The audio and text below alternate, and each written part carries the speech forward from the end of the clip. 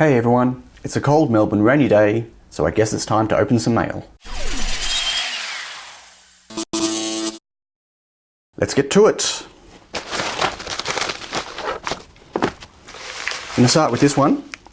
This has come all the way from the United Kingdom. Been waiting a long time for this. It is the first edition that I've received of my HackSpace Magazine.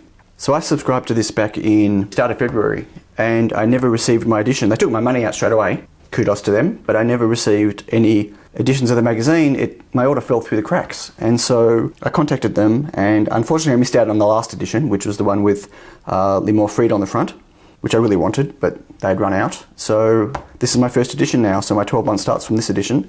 And because I signed up for 12 months, I got a Circuit Playground Express. I don't have one. I've always wanted one. So I'm looking forward to playing with this. It goes into my collection of so many microcontrollers. It's crazy. Okay, fantastic. Some light reading. What's next? Looks like as good as any. This says adapter LED. I'm pretty sure I know what this is. This has come from AliExpress.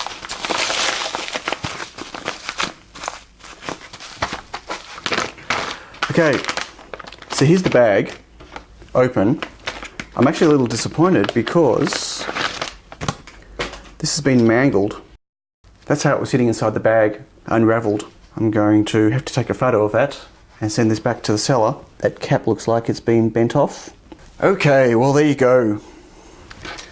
So this is a strip of NeoPixels. These are SK6812s. And yes, you've already seen me with strips of NeoPixels, like these ones right here. So the differences are, the ones I had previously were 60 per meter in terms of the LED spacing, and these ones are 90 per meter. So they're quite dense compared to the other ones. And that is for a project that I'm working on that's actually been installed. Wow, super disappointed with this. Look at that. I can see that the cap's broken. So the cap's actually broken off. Very disappointed with that. I believe that I ordered 5 meters of this. Let me just have a look. So there's plenty of LEDs here, but 2 lots of LEDs with busted caps. Very unhappy. I'll be contacting the seller about that. Okay, time to move on. Okay, I've got 2 packages from my RS Components. Just going to open them both up. It was actually the one order, but one of the items wasn't in stock.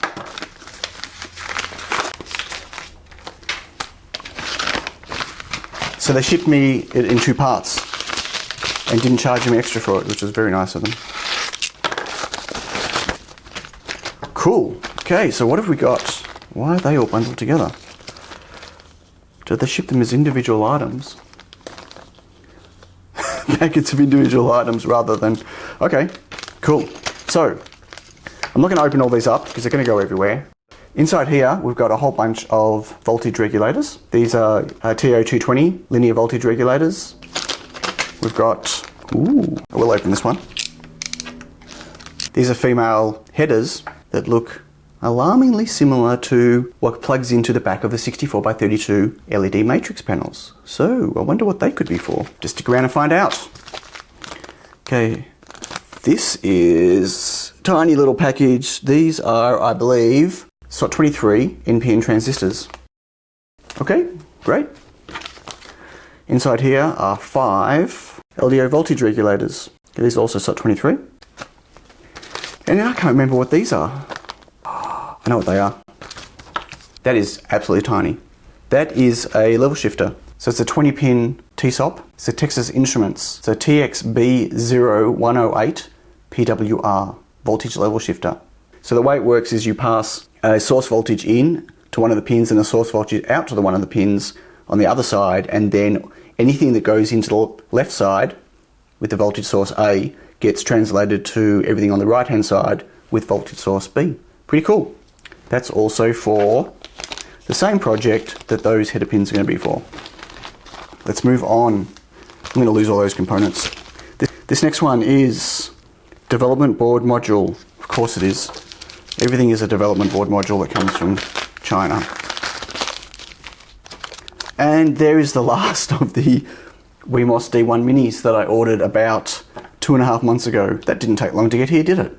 Nope. Throw that one away. Okay, this is Quantity Phone Horn. It's a phone horn. Okay. I do actually know what these are. I would not call them a phone horn. I've got to be careful opening them. There are wires inside. Again, been waiting for these forever. I'll just take one of them out. Oh, nice and sticky. Oh, and all the stickiness has come off. Okay, that is a little speaker. Nice thin little speaker. The type of thing you would find in a mobile phone, maybe not an iPhone, but maybe something a bit cheaper or bigger. It's a flat little speaker. I want to see if I can use these instead of little piezo buzzers, drive them with a DAC and be able to program them to actually play, not music, but to play sound instead of using a buzzer. I bought these on eBay. They were $1.89 for a pack of 5. Nice. Next, other electronic components. So these aren't the ones I ordered, these are the other ones. Yeah, bad humour, Sion. I should not do stand-up comedy. I don't know what's inside it though. Oh, okay. That's a very ugly packaged ESP32S. That is a really ugly package. But there you go, I've been waiting for that. That's one of the other vendors I bought from ages ago when I got my first 3 to be able to see which ones were going to send me revision 1 or revision 0. Cool. Next, we have USB socket connector. I know what these are. Now I'm going to wreck them, but that's okay. These are USB Type-C connectors. Let's open one up and have a look. This is going to be terrible. Should have brought my tweezers. No, got it. Excellent. So these are little USB-C connectors, headers, instead of using micro B. I'm going to start putting USB-C on some of my boards for my own convenience, if I'm making them for myself. But I really hope USB-C hurries up and starts taking over the world and everyone goes USB-C. As you can see, there are stacks more pins than the 5 that are on the micro USB, but you can actually just hook up the 5 and keep it USB 2 compatible. So I'm looking forward to using those. I was convinced to do this by Jonathan Oxer. I mention him a lot in my videos. He's a great maker and electronics guy. I will put a link to his channel down below in the description. So check out his channel, SuperHouseTV. Looking forward to using those. What's next? Switch. That's not a Nintendo Switch. I'm pretty sure it won't fit in that. Once again with the humour, I've got to stop doing that. Oh, cool. So I ordered a bunch of different types of momentary switches from Alibaba. AliExpress. Let's see if we can get one out. I wanted momentary switches that were right angled. So they go into a PCB sideways, like this. Will that stand up? And the button's on the side. So if you think about attaching it to a PCB, then it could sit like this on the side of a PCB and the button could stick up and I could put it, for instance, inside a case. And it's got a long pole on it so I could actually drive it from like a 3D printed button or something that was on the side of a case. So I bought a stack of different types because I didn't know what sizes I wanted and what shapes I wanted and how long I wanted on the tops. This is the first order to come through. Awesome. Next, that is heavy, and that says IC, and that's a really heavy, with lots of stuff in there. I wonder what could be inside that. Okay, they're not ICs. Close, but no cigar. They are a pack of resistors. I have various ranges of resistors sitting over in my shelf over there. The problem is, I've had them for a long time, and apart from a few of them, most of them don't have any labels on them anymore, and I have no idea what they are. Of course, I can check by the color codes, but they're all just, oh, it's a terrible situation. Every time I want a particular value resistor, I have to stand there pulling all of them out and going through a color coding system and trying to work out which one was which. I pulled out a whole bunch of 1K and 10Ks. I pulled out a whole bunch of 220 and 330 ohm and put them in separate containers, but the rest of them I just gave up on. So I decided, you know, they're cheap enough. I just bought a whole bunch of new ones. They're all coded. I'm just going to get a whole bunch of different drawers and put them in different drawers. And I'm going to have resistors whenever I need them. I got these through AliExpress. I bought a whole bunch of caps and resistors like this, both through haul, and a whole bunch of 0805 and 0603 caps and resistors as well. So there's going to be a lot of them coming through. This was $3.50, free shipping. Can't complain. Good deal. Okay, we have one more package today, and this one's quite exciting. It's in a box, came from Sydney. It's exciting for many, many reasons. Let's see if I can open this up.